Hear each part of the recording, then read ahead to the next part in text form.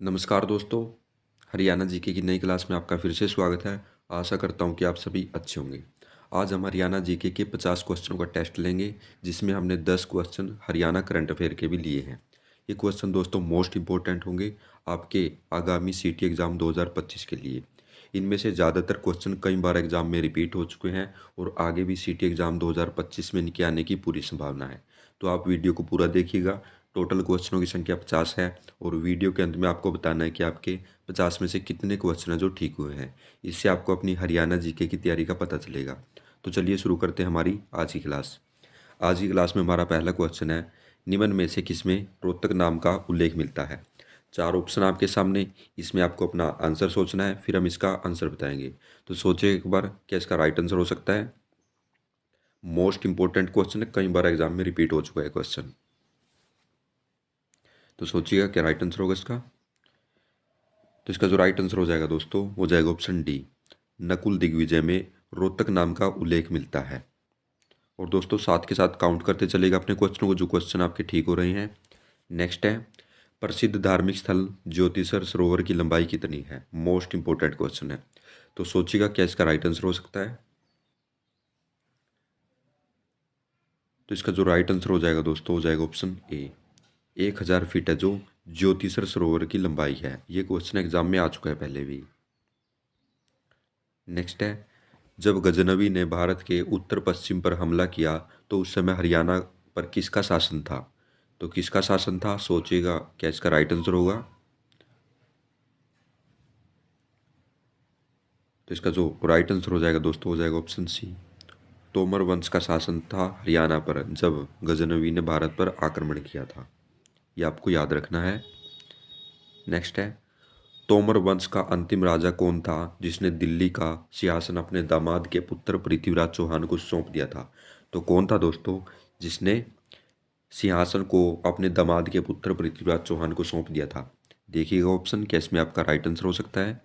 Most important question जो हमने video में लिए हैं, और इससे पहले हम तकरीबन 3000 क्वेश्चन है जो हरियाणा जी के करवा चुके हैं। इसी चैनल जेबसन स्टडी पर आपको मिल जाएंगे।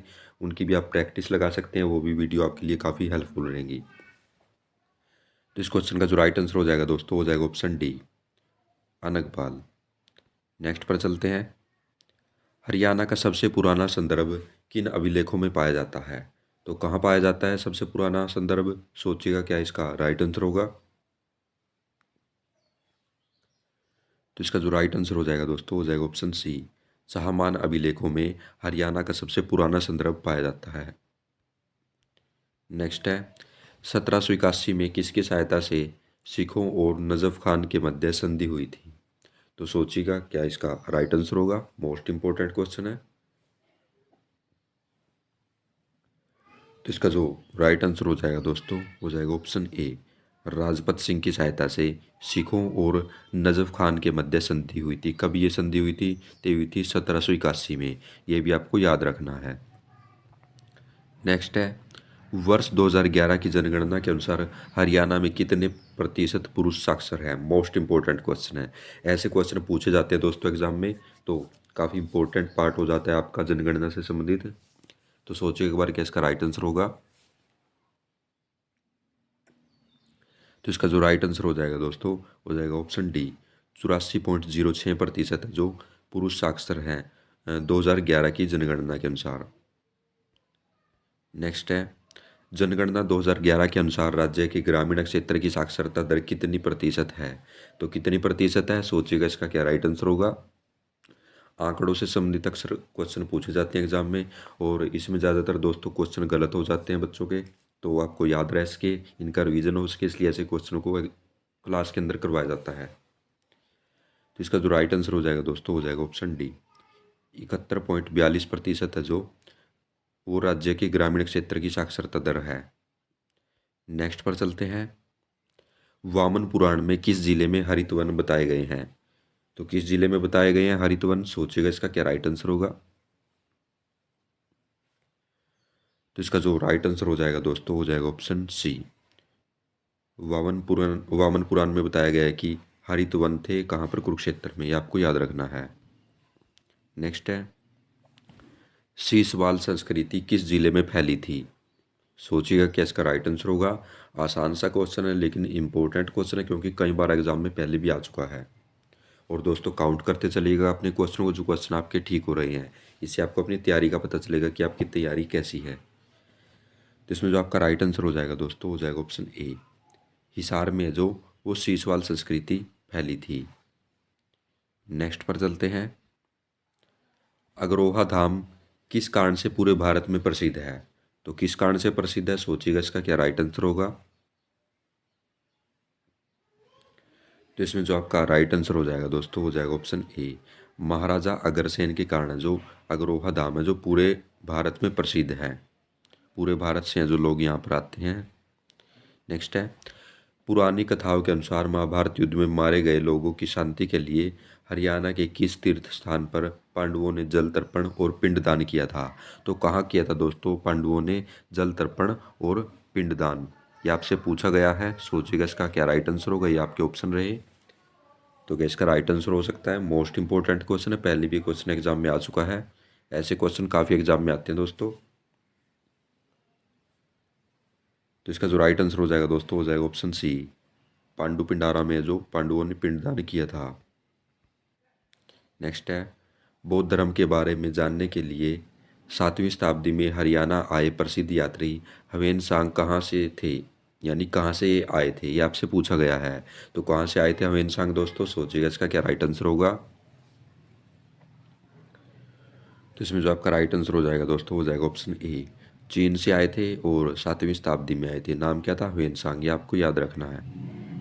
नेक्स्ट है, हरियाणा के किस स्थान से कुषाण वंश की लगभग 5,000 तांबे के सिक्के मिले थे? तो कहाँ से मिले थे कुषाण वंश के 5,000 तांबे के सिक्के? सोचिएगा इसका क्या राइट आंसर हो सकता है। मोस्ट इंपॉर्टेंट क्वेश्चन है। तो इसमें जो आपका राइट आंसर हो जाएगा दोस्तों, वो हो जाएगा ऑप्शन ए। सोनीपत से मिले थे लगभग 5,000 सिक्के। तांबे के सिक्के थे ये और कुषाण वंश से संबंधित थे। नेक्स्ट पर चलते हैं। प्रथम बेरी युद्ध जाटो और जॉर्ज थॉमस के बीच कब हुआ था? तो कब हुआ था दोस्तों? सोचिएगा इसका क्या राइट आंसर हो सकता है। तो इसका जो राइट आंसर हो जाएगा दोस्तों, वो हो जाएगा ऑप्शन सी। 1794 में ये युद्ध हुआ था। और किसके बीच हुआ था? तो जाटों और जॉर्ज थॉमस के बीच ये युद्ध हुआ था। इंपॉर्टेंट क्वेश्चन है। इसे बेरी का प्रथम युद्ध कहा जाता है, इसलिए पूछा जा सकता है। नेक्स्ट है, द्वितीय बेरी युद्ध सिखों और मराठों के बीच कब हुआ था? तो कब हुआ था? सोचिएगा इसका क्या राइट आंसर होगा। तो इसमें जो आपका राइट आंसर हो जाएगा दोस्तों, वो हो जाएगा ऑप्शन बी। 1807 में जो द्वितीय बेरी युद्ध हुआ था सिखों और मराठों के बीच। ऐसे क्वेश्चनों को याद रखा करें, ऐसे क्वेश्चन काफ़ी आते हैं एग्जाम में दोस्तों। नेक्स्ट है, जॉर्ज थॉमस की आत्मकथा किसने लिखी थी? जॉर्ज थॉमस जो कि आयरलैंड का निवासी था, किसने इसकी आत्मकथा को लिखा था? ये आपसे पूछा गया है। ऑप्शन आपके सामने, सोचिएगा क्या इसका राइट आंसर होगा। तो इसमें जो आपका राइट आंसर हो जाएगा दोस्तों, हो जाएगा ऑप्शन डी। विलियम फ्रैंकलिन ने जो जॉर्ज थॉमस की आत्मकथा को लिखा था। और इसने कितने गांव जो हरियाणा में बसाए थे? तो 253 गांव जो हरियाणा में बसाए थे जॉर्ज थॉमस ने। नेक्स्ट पर चलते हैं। राज्य के किस क्षेत्र में हामिद खान का विद्रोह हुआ था, जिसे बाबर की सेना ने दबा दिया था? तो कहाँ पर हुआ था दोस्तों? ये विद्रोह कहाँ पर हुआ था जो हामिद खान ने किया था? तो ये विद्रोह हुआ था दोस्तों ऑप्शन ए, मेवात क्षेत्र में ये विद्रोह हुआ था। और काफ़ी पूछा जाता है एग्जाम में, ऐसे क्वेश्चन काफ़ी आते हैं दोस्तों एग्जाम में। नेक्स्ट है, औरंगजेब के समय में रेवाड़ी में अहीर शासन की स्थापना किसने की थी? तो किसने की थी अहीर शासन की स्थापना दोस्तों? सोचिएगा इसका क्या राइट आंसर होगा इसका। तो इसमें जो आपका राइट आंसर हो जाएगा दोस्तों, हो जाएगा ऑप्शन बी। नंदराम के समय में, नंदराम ने जो ये स्थापना की थी किसके समय में? औरंगजेब के समय में। और कहाँ पर? रेवाड़ी में। ये आपको याद रखना है, क्वेश्चन पहले भी एग्जाम में आ चुका है। नेक्स्ट है, हरनी खेड़ा नामक नगर किसने बसाया था? तो किसने बसाया था? सोचिएगा इसका क्या राइट आंसर होगा। इंपॉर्टेंट क्वेश्चन है सभी के सभी, और यहाँ से आपको ज़रूर कोई ना कोई क्वेश्चन एग्जाम में देखने को मिलेगा। तो इसमें जो आपका राइट आंसर हो जाएगा दोस्तों, हो जाएगा ऑप्शन ए। फिरोज शाह तुगलक ने हरनी खेड़ा नामक नगर बसाया था। और ये दोस्तों हिसार से 12 मील की दूरी पर पड़ता है और फिरोज शाह तुगलक ने इसे बसाया था, ये आपको याद रखना है। नेक्स्ट है, लाला मुरलीधर को राय बहादुर की उपाधि कब दी गई थी? तो कब दी गई थी सोचिएगा, इसका क्या राइट आंसर होगा इसका? मोस्ट इंपॉर्टेंट क्वेश्चन है, पूछा जा सकता है एग्जाम में, तो सोचिएगा कि इसका राइट आंसर होगा। तो राइट आंसर हो जाएगा दोस्तों ऑप्शन डी। 1898 में जो लाला मुरलीधर को राय बहादुर की उपाधि दी गई थी, अंग्रेज़ों के द्वारा ये उपाधि दी गई थी। नेक्स्ट पर चलते हैं, लाला मुरलीधर का जन्म 1848 में कहाँ पर हुआ था?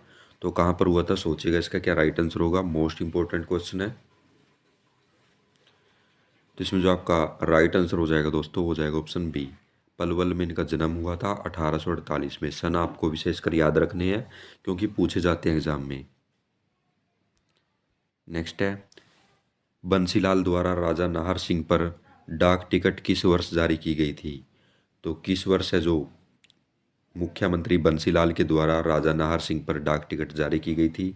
सोचिएगा इसका क्या राइट आंसर होगा।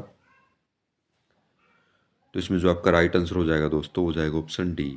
1997 में जो इस डाक टिकट को जारी किया गया था। नेक्स्ट पर चलते हैं, भारत के राष्ट्रपति रहे राजेंद्र प्रसाद के सपनों का शहर हरियाणा का कौन सा जिला था? तो कौन सा जिला था राजेंद्र प्रसाद के सपनों का शहर? सोचिएगा इसका क्या राइट आंसर होगा। तो इसका जो राइट आंसर हो जाएगा दोस्तों, हो जाएगा ऑप्शन ए। फरीदाबाद जिला है जो, वो राजेंद्र प्रसाद के सपनों का शहर था। नेक्स्ट है, पुरुष कबड्डी नर्सरी किस स्थान पर है? तो किस स्थान पर है सोचिएगा, इसका क्या राइट आंसर होगा। मोस्ट इंपॉर्टेंट क्वेश्चन है, पूछा जा सकता है एग्जाम में। तो इसका जो राइट आंसर हो जाएगा दोस्तों, हो जाएगा ऑप्शन डी। बुद्धसाम में जो पुरुष कबड्डी नर्सरी स्थित है। नेक्स्ट पर चलते हैं, लाला लाजपत राय की मृत्यु के बाद मार्च 1929 में रोहतक में आयोजित हुई सभा में मुख्य अतिथि कौन थे? तो कौन थे मुख्य अतिथि दोस्तों? लाला लाजपत राय की उस समय तक मृत्यु हो चुकी थी और उसके बाद ये सभा हुई थी। तो इसमें जो आपका राइट आंसर हो जाएगा, वो हो जाएगा ऑप्शन ए। मोतीलाल नेहरू हैं जो इस सभा के अतिथि थे, मुख्य अतिथि थे। और कब ये सभा हुई थी? तो 1929 में, ये भी आपको याद रखना है, रोहतक में ये सभा हुई थी। नेक्स्ट पर चलते हैं, 10 अप्रैल 1843 को किस नगर के चारों ओर अंग्रेजों ने 7 चौकी स्थापित कर नाकाबंदी कर दी थी? तो कहाँ पर दोस्तों नाकाबंदी कर दी थी अंग्रेजों ने? सोचिएगा इसका क्या राइट आंसर होगा। तो इसका जो राइट आंसर हो जाएगा, हो जाएगा ऑप्शन डी। कैथल में जो नाकाबंदी कर दी थी अंग्रेजों ने, कब? 10 अप्रैल 1843 को। याद रखना है इस क्वेश्चन को। और दोस्तों काउंट करते चलिएगा अपने क्वेश्चनों को, जो क्वेश्चन आपके ठीक हो रहे हैं। नेक्स्ट है, किस जिले के जाटों पर आर्य समाज का प्रभाव अधिक था? तो किस जिले के जाटों पर दोस्तों आर्य समाज का प्रभाव अधिक था? सोचिएगा इसका क्या राइट आंसर होगा। तो राइट आंसर हो जाएगा दोस्तों ऑप्शन डी। रोहतक के जाटों के ऊपर है जो आर्य समाज का प्रभाव अधिक था। नेक्स्ट है, हरियाणा का एकमात्र जिला कौन सा है जिसका गठन 2 बार हुआ? आसान क्वेश्चन है लेकिन इंपॉर्टेंट भी है क्योंकि कई बार एग्जाम में पूछा जाता है क्वेश्चन। जिसमें जो आपका राइट आंसर हो जाएगा दोस्तों, हो जाएगा ऑप्शन ए। पानीपत का जो गठन 2 बार हुआ था। नेक्स्ट है, पुरानी कथाओं के अनुसार कैथल नगर की स्थापना किसने की थी? तो किसने की थी कैथल नगर की स्थापना? सोचिएगा इसका क्या राइट आंसर होगा। तो इसका जो राइट आंसर हो जाएगा दोस्तों, हो जाएगा ऑप्शन बी। युधिष्ठिर ने जो कैथल नगर की स्थापना की थी, ऐसा कहा जाता है। नेक्स्ट है, करनाल के कुंजपुरा में सैनिक स्कूल की स्थापना कब की गई थी? तो कब की गई थी सैनिक स्कूल की स्थापना कुंजपुरा में? और हरियाणा में 3 सैनिक स्कूल हैं, ये भी आपको याद रखना है। जिसमें जो आपका राइट आंसर हो जाएगा दोस्तों, हो जाएगा ऑप्शन सी। 1961 में जो करनाल के कुंजपुरा में सैनिक स्कूल की स्थापना की गई थी। नेक्स्ट है, किस आंदोलन के दौरान लाला मुरलीधर ने राय बहादुर का पद छोड़ दिया था? तो सोचिएगा इसका क्या राइट आंसर होगा। तो इसमें जो आपका राइट आंसर हो जाएगा दोस्तों, हो जाएगा ऑप्शन बी। असहयोग आंदोलन के दौरान जो लाला मुरलीधर ने राय बहादुर का पद छोड़ दिया था। और कब मिला था उनको ये सम्मान कब मिला था? तो 1898 में ये सम्मान है जो उनको मिला था। नेक्स्ट पर चलते हैं। हरियाणा को किस अधिनियम के अंतर्गत पंजाब में मिला दिया गया था? तो किस अधिनियम के अंतर्गत है जो पंजाब में मिला दिया गया था हरियाणा को? सोचिएगा इसका क्या राइट आंसर होगा। तो इसमें जो आपका राइट आंसर हो जाएगा दोस्तों, हो जाएगा ऑप्शन बी। 1858 के चार्टर एक्ट के द्वारा है जो हरियाणा को पंजाब में मिला दिया गया था। नेक्स्ट है, पश्चिमी यमुना नहर द्वारा हरियाणा के किस जिले की सिंचाई की जाती है? मोस्ट इंपॉर्टेंट क्वेश्चन है, काफ़ी पूछा जाता है एग्जाम में, तो सोचिएगा क्या इसका राइट आंसर होगा। तो इसमें जो आपका राइट आंसर हो जाएगा दोस्तों, हो जाएगा ऑप्शन डी, उपरोक्त सभी। करनाल, रोहतक और सोनीपत तीनों स्थानों पर है जो पश्चिमी यमुना नहर के द्वारा सिंचाई की जाती है। मोस्ट इंपॉर्टेंट क्वेश्चन है, पहले एग्जाम में आ चुका है क्वेश्चन, और काउंट करते चलिएगा अपने क्वेश्चनों को जो क्वेश्चन आपके ठीक हो रहे हैं। नेक्स्ट है, गुगलू वाटिका किस जिले में है? मोस्ट इंपॉर्टेंट क्वेश्चन है, सोचिएगा इसका क्या राइट आंसर होगा। तो इसमें जो आपका राइट आंसर हो जाएगा दोस्तों, वो हो जाएगा ऑप्शन ए, महेंद्रगढ़ में है गुगलू वाटिका। नेक्स्ट पर चलते हैं। घृत कुमारी वाटिका किस जिले में है? तो किस जिले में है, सोचिएगा इसका क्या राइट आंसर होगा। तो इसका जो राइट आंसर हो जाएगा दोस्तों, हो जाएगा ऑप्शन डी, मेवात नूह में है जो घृत कुमारी वाटिका स्थित है। और एक वाटिका और पूछी जाती है, जामुन वाटिका, तो ये कहाँ पर है दोस्तों? तो ये कैथल में है, ये भी आपको याद रखना है। नेक्स्ट पर चलते हैं। हरियाणा में किसकी संख्या 8 है जहां पशु पक्षियों और वनस्पतियों को संरक्षण दिया जाता है? ये क्वेश्चन है जो ऐसे के ऐसे जो एग्जाम में पूछा गया था, तो सोचिएगा इसका क्या राइट आंसर होगा। तो इसमें जो आपका राइट आंसर हो जाएगा दोस्तों, हो जाएगा ऑप्शन डी, वन्य जीव अभ्यारण्य जो वो 8 हैं जहाँ पर पशु पक्षियों और वनस्पतियों को संरक्षण दिया जाता है। याद रखना है आपको, ऐसे क्वेश्चन काफ़ी पूछे जाते हैं एग्जाम में। नेक्स्ट है, हरियाणा में कितने वन्यजीव संरक्षण क्षेत्र हैं? आसान सा क्वेश्चन है, सभी को पता होगा। तो ऑप्शन ए 2 है जो वन्यजीव संरक्षण क्षेत्र है। नेक्स्ट है, हिसार जिले के हिरण पार्क में पाए जाने वाला मुख्य जीव कौन सा है? तो कौन सा है दोस्तों, सोचिएगा इसका क्या राइट आंसर होगा। तो इसका जो राइट आंसर हो जाएगा दोस्तों, हो जाएगा ऑप्शन सी, ब्लैक बक है जो वो हिरण पार्क में पाए जाने वाला मुख्य जीव है। नेक्स्ट है, हरियाणा का वन विभाग किस जिले में तितर प्रजनन केंद्र चलाता है? तो कहाँ पर चलाता है हरियाणा का वन विभाग तितर प्रजनन केंद्र? सोचिएगा इसका क्या राइट आंसर होगा। तो इसमें जो आपका राइट आंसर हो जाएगा दोस्तों, हो जाएगा ऑप्शन सी, पिंजौर में जो तितर प्रजनन केंद्र चलाता है वन विभाग। पिंजौर ऑप्शन में दिया गया है तो पिंजौर क्या है, यदि पिंजौर नहीं होता तो पंचकुला इसका आंसर होता। नेक्स्ट है, नेक्स्ट क्वेश्चन है हमारे करंट अफेयर के जो चर्चा में रहे हैं और मोस्ट इंपॉर्टेंट क्वेश्चन है जो पूछे जा सकते हैं एग्जाम में। नेक्स्ट है, हाल ही में हरियाणा सरकार ने गवाहों की सुरक्षा के लिए कौन सी योजना शुरू की है? तो कौन सी योजना है जो शुरू की है हरियाणा सरकार ने? करंट अफेयर का क्वेश्चन है। तो इसमें जो आपका राइट आंसर हो जाएगा दोस्तों, हो जाएगा ऑप्शन सी, साक्षी संरक्षण योजना है जो हरियाणा सरकार ने शुरू की है गवाहों की सुरक्षा के लिए। नेक्स्ट पर चलते हैं। विवेक जोशी को हटाकर किसे हरियाणा का नया मुख्य सचिव बनाया गया है? तो किसे बनाया गया है नया मुख्य सचिव हरियाणा का? तो इसमें जो आपका राइट आंसर हो जाएगा वो हो जाएगा ऑप्शन डी, अनुराग रस्तोगी को जो हरियाणा का मुख्य सचिव है जो बनाया गया है। और किसके स्थान पर बनाया गया? तो विवेक जोशी के स्थान पर, ये भी आपको याद रखना है। नेक्स्ट है, फरवरी 2025 के आंकड़ों के अनुसार वर्तमान में हरियाणा में कितने गांव हैं? तो कितने गांव हैं दोस्तों, सोचिएगा इसका क्या राइट आंसर होगा। तो इसमें जो आपका राइट आंसर हो जाएगा दोस्तों, हो जाएगा ऑप्शन डी, 7287 गांव है जो वो हरियाणा में है फरवरी 2025 तक। नेक्स्ट है, गुरुग्राम, फरीदाबाद, बहादुरगढ़ के बाद कौन सा जिला मेट्रो से जुड़ने वाला चौथा जिला बनेगा? तो कौन सा जिला है दोस्तों चौथा जिला बनेगा? सोचिएगा इसका क्या राइट आंसर हो सकता है। तो तो इसमें जो आपका राइट आंसर हो जाएगा दोस्तों, हो जाएगा ऑप्शन बी, सोनीपत है जो चौथा जिला बनेगा मेट्रो से जुड़ने वाला हरियाणा का। और इससे पहले 3 जिले जो मेट्रो से जुड़ चुके हैं, 3 कौन कौन से हैं, गुरुग्राम, फरीदाबाद और बहादुरगढ़, ये भी आपको याद रखने, मेट्रो से जुड़े हुए हैं। नेक्स्ट है, वन्य जीव संरक्षण अधिनियम 1974 में बदलाव करके सरकार ने किस जीव की हत्या पर लगाई गई रोक को हटा दिया है। तो अधिनियम पहले आपको याद रखना है, अधिनियम 1974 ये पूछा जाएगा पक्का एग्जाम में। तो किस जीव की हत्या पर लगाई गई रोक को हटा दिया सरकार ने, ऑप्शन आपके सामने, सोचिएगा इसका क्या राइट आंसर होगा। तो इसमें जो आपका राइट आंसर हो जाएगा दोस्तों, हो जाएगा ऑप्शन बी, नीलगाय की हत्या पर रोक लगा दी गई थी सरकार द्वारा पहले, तो अब उस रोक को हटा दिया गया है। नेक्स्ट है, फतेहाबाद जिले के गोरखपुर नामक स्थान पर उत्तरी भारत का पहला परमाणु ऊर्जा संयंत्र बनाने का लक्ष्य कब तक है। तो कब तक है, सोचिएगा इसका क्या राइट आंसर होगा।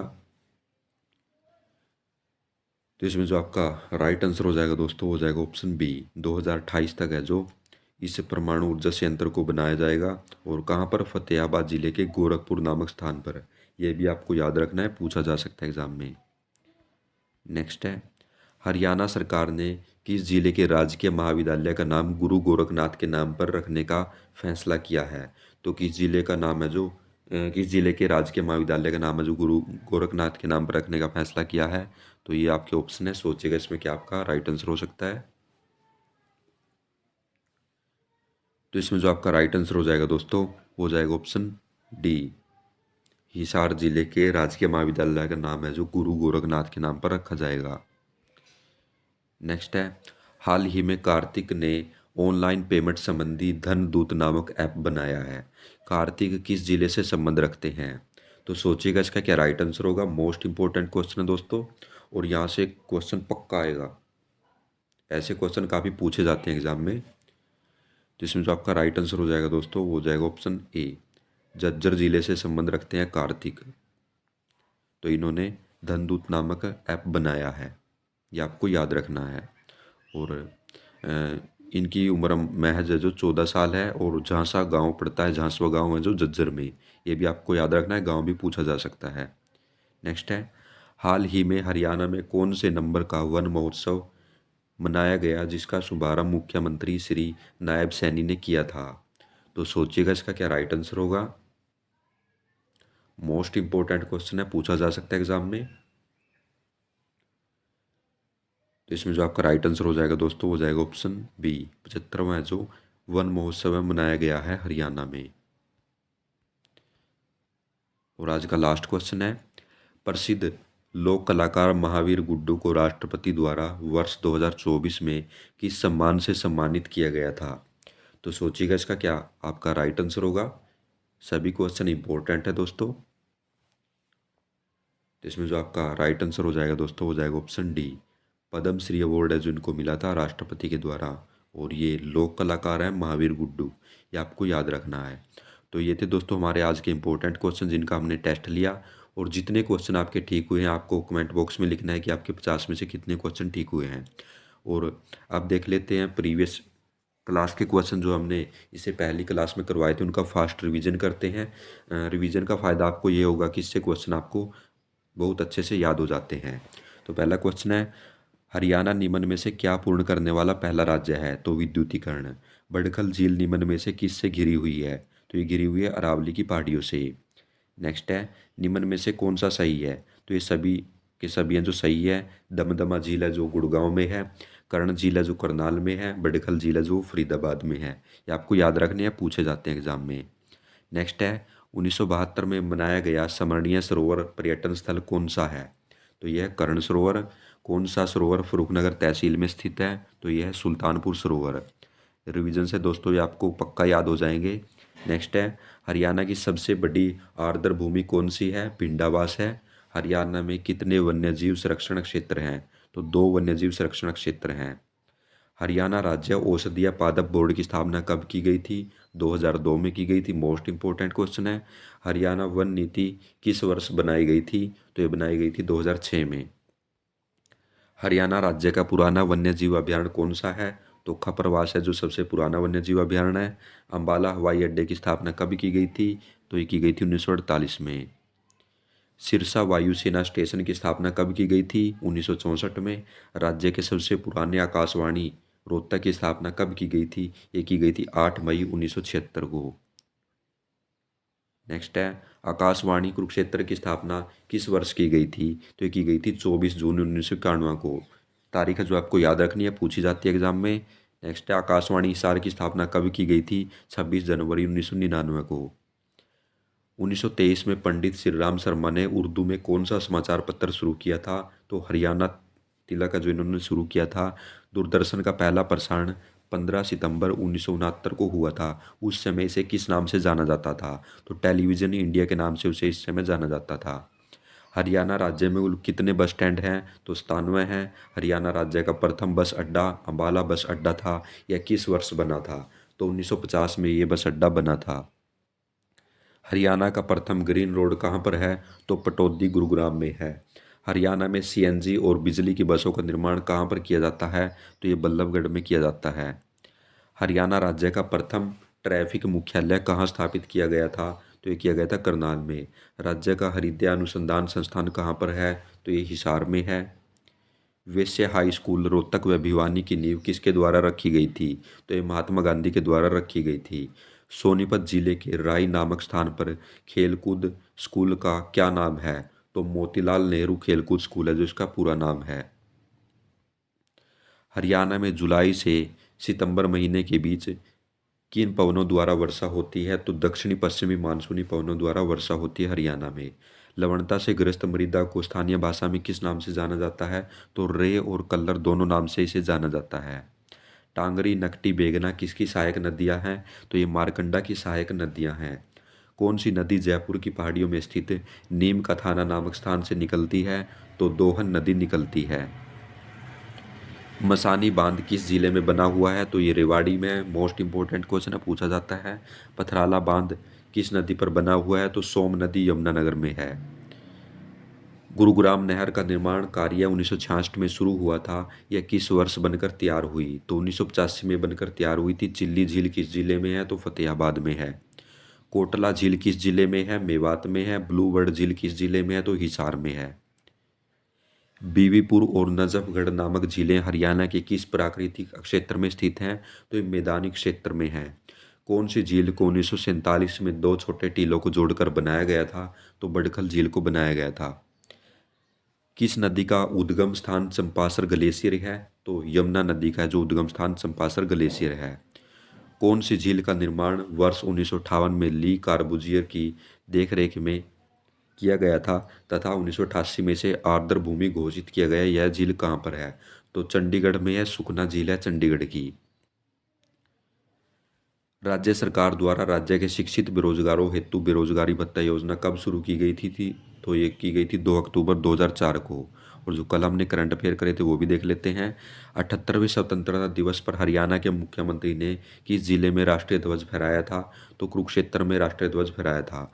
78वें स्वतंत्रता दिवस पर हरियाणा के राज्यपाल ने किस जिले में झंडा फहराया था? तो यमुनानगर में फहराया था। स्विट्जरलैंड में आयोजित लुसाने डायमंड लीग 2024 में नीरज चोपड़ा ने कौन सा पदक जीता था? 2024 का क्वेश्चन है, तो रजत पदक जीता था। मुख्यमंत्री की घोषणा के अनुसार किस जिले में 20 एकड़ में अंतर्राष्ट्रीय ध्यान केंद्र बनाया जाएगा? तो कुरुक्षेत्र में बनाया जाएगा। हरियाणा सरकार ने ड्यूटी के दौरान जान गंवाने वाले सशस्त्र बलों के कर्मियों के परिवार को दी जाने वाली अनुग्रह राशि को 50 लाख से बढ़ाकर कितना कर दिया है? तो 1 करोड़ कर दिया है। मारुति सुजुकी हरियाणा के किस स्थान पर एशिया का सबसे बड़ा कार उत्पादक संयंत्र स्थापित करेगी? तो करखोदा में इसे स्थापित किया जाएगा। किस विभाग द्वारा हाल ही में चक्रव्यूह द एस्केप रूम नामक परियोजना शुरू की गई? तो हरियाणा राज्य नारकोटिक्स कंट्रोल ब्यूरो द्वारा। वर्ष 2024 के आंकड़ों के अनुसार हरियाणा राज्य का सबसे अधिक मतदाता वाला लोकसभा क्षेत्र कौन सा है? तो गुरुग्राम है। और सोनीपत है जो सबसे छोटा लोकसभा क्षेत्र है। नेक्स्ट है, किस हरियाणवी ने अमेरिका में 1500 मीटर दौड़ में पहला स्थान हासिल किया है? तो ये है परवेज चहल और नू जिले से संबंध रखते हैं। नेक्स्ट है, कजाकिस्तान में आयोजित यूथ एशियन बॉक्सिंग चैंपियनशिप में गुरुग्राम के यशवर्धन सिंह ने कौन सा पदक जीता था? तो इन्होंने जीता था स्वर्ण पदक। ये आपको याद रखना है।